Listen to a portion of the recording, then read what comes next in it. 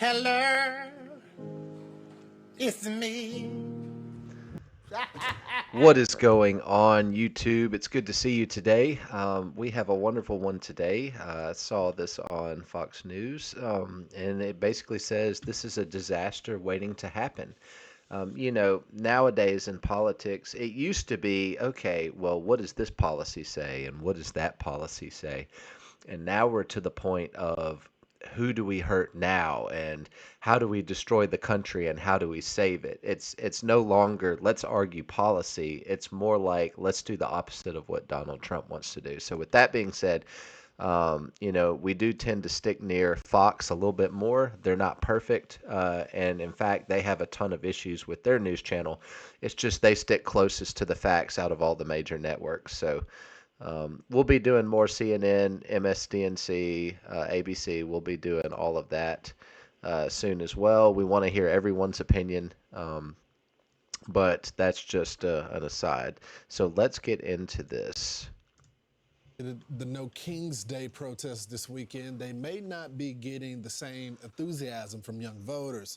A focus group of young voters in the key swing state of Pennsylvania shows some of the problems, like one Democrat saying her generation does not go out and vote in local elections, while an independent voter identified herself as pretty out of touch when it comes to the midterms, adding she doesn't remember learning much about them. Joining us now to discuss, Fox News contributor Mary Catherine Ham. Hey, MK, good to see you. Hey, MK. Hey, how's it going? So this is a problem when it comes to the local election. But sure, we're seeing it differently in New York City, a much more progressive state. But in those swing states, this could be a huge problem for Democrats, right? Yeah. Well, I think the first question is when you look at the No Kings rally, it looks like it was fairly successful. There's a lot of people there. Does it look like a young rally? They were all in their 60s. So those young voters, I don't think you're reaching with this particular message. Yeah. And it's interesting because if you look at it as an analog to the Tea Party, right? The Tea Party did get a lot of people involved, but it specifically got a lot of people involved in those local elections, in taking over their areas of voting and being more volunteers in that area. And I'm not sure that that's translating. Yeah, and I mean, to her point, the No Kings March was a massive failure, and I can say that for 100 different reasons. Some of the major news networks, CNN, etc., they actually took an image that Steven Crowder dissected, and it was the exact same image from like 2013 or 15 or something like that. It was the exact same image that they were trying to broadcast and say, look, everyone's involved. This is a big movement. There's like 7 million people. Come to find out, there was only like 500,000 across the entirety of the United States. It wasn't a big turnout. They're trying to lie and say that it's a huge turnout. Everyone's involved. You should get on the bandwagon kind of thing. But honestly, at 1 o'clock, there was nobody in sight. People had left their American flags and had trampled on them. Like they just dropped everything and left. Maybe the nursing home was having lunch or something. But if you look at all the people that were there, it was specifically elders. When you look at the crowd, I mean, there was a young one here and there. I mean, like one for every 200 kind of thing. But most of the people were in their 60s and 70s. I mean, it was a retirement home deal. I mean, I guess they just needed something to do. I mean, just to be honest with you.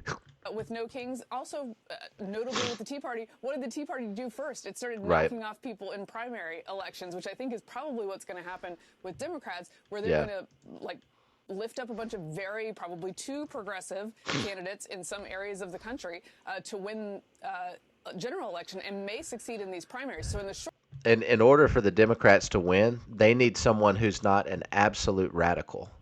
So that would rule out 99% of all the Democratic candidates that I know of so far that would have a chance of even running. That includes AOC. AOC is absolutely, unquestionably radical, far, far in radical. And so in order for the Democrats, I think, to have a fair shot, they're going to have to pull Republican voters away. So just like Donald Trump did, Donald Trump took away a majority of Democrats. He swayed the Latino vote. He swayed the black man's vote. And he swayed a lot of previous Democrats, well-known, notorious Democrats. He turned them over to Republicans. The Democrats are going to have to do the same if they're going to have any shot. And how did they do that? They're going to need someone who's closer to a Republican or a moderate, which Obama claimed to be, but Obama was absolutely far, far left radical. So they're going to need someone to play in the middle who has policy. He actually has a backbone in policy. And that's the only way they're going to get back into this game. Short term, Otherwise, they're we'll done. see what kind of damage or success No Kings can do. It's such a good point because as I was looking, not just in New York, but all the other cities where the protests were happening, this seemed like a demographic that the Democrats already have. Yeah, they're One not of the swaying demographics anybody. that they're struggling with. I'm not sure this comment from AOC is helpful. Let's watch. When they talk about Republicans and their success online. Well, just before she gets started, let's just say something about AOC. She has a track record of not being truthful, number one. I've caught her in at least 10 things that I can declare right now, and I can tell you specific examples of how she lied under oath, how she is known as a liar, a notorious liar. Everybody says, oh, the Republicans are liars. Factually, they're not. You can fact check 99% of what they say, and it holds true. That's why the Democrats have gone Republican, is because they are the party of truth now. Now, AOC, she just really does have a habit of lying.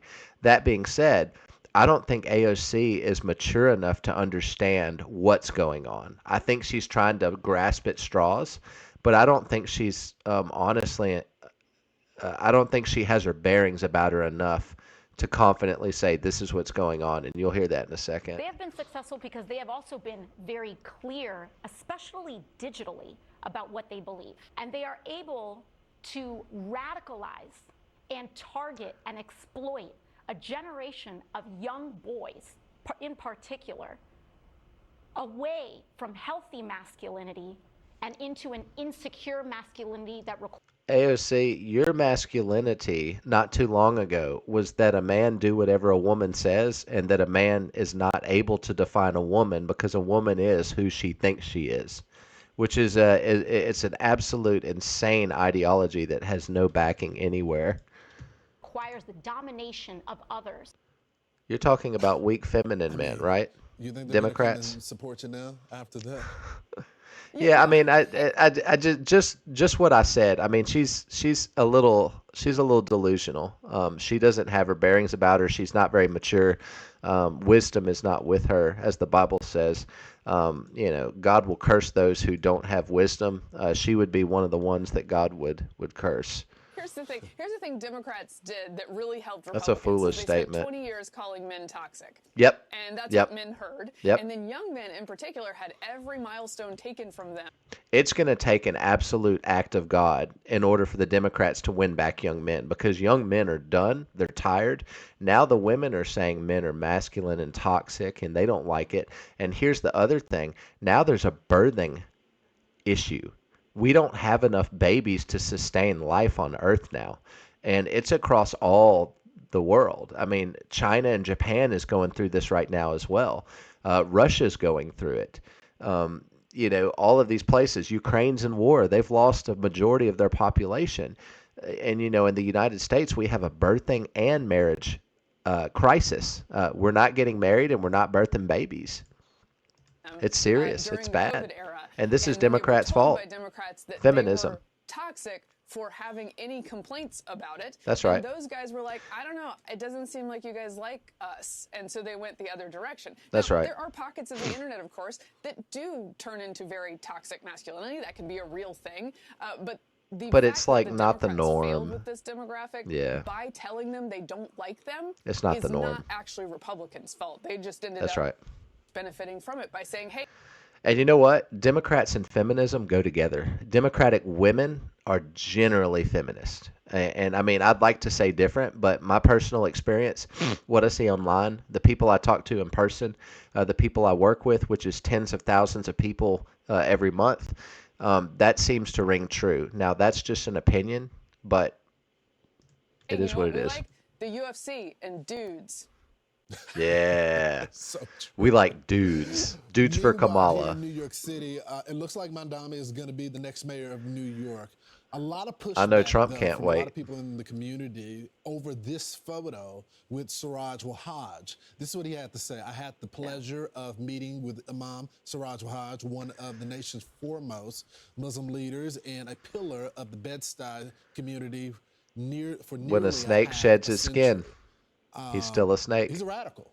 Yeah. Oh, He's yeah. someone who's Socialist, and has actually. been known for a while. Some politicians have tried to avoid him in any photos, Yep. but not Mondami.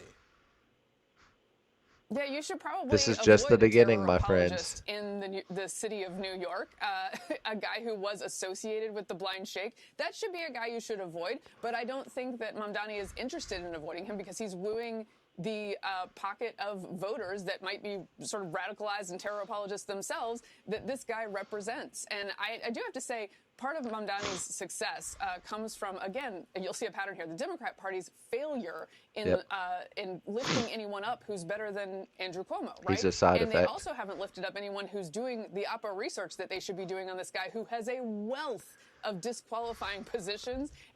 Look. Maybe it's actually a good thing Mamdani's becoming the mayor of New York. Now, I know Trump won't think so, but hear me out. When Mamdani destroys New York City, which he will, his policies absolutely will. If you haven't done your research on this guy, I really do invite you to.